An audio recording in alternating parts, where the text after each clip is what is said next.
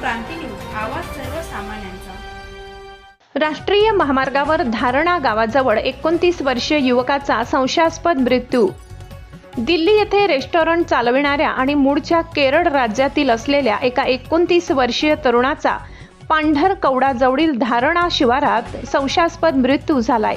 रोहित चंद्रन, राहणार श्रीवराहम, जिल्हा तिरुवनंतपुरम, केरळ असे मृतकाचे नाव असून तो आपल्या मारुती सुझुकी जिमनी कारने KL 01 CY 9641 दिल्लीहून केरळला जात होता।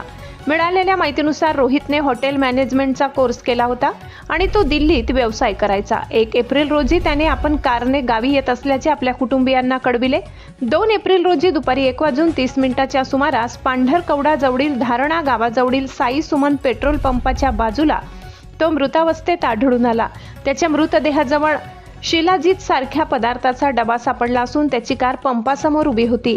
या घटनेची माहिती पांढरकवडा पोलिसांनी मृताच्या नातेवाईकांना दिल्यानंतर त्याचा मोठा भाऊ राहुल चंद्रन नायर, सॉफ्टवेअर इंजिनियर व इतर नातेवाईक केरळवरून पांढरकवड्यात दाखल झाले आहेत। रोहितचा मृत्यू हृदयविकाराच्या झटक्याने झाला असावा असा अंदाज त्याच्या भावाने वर्तविलाय।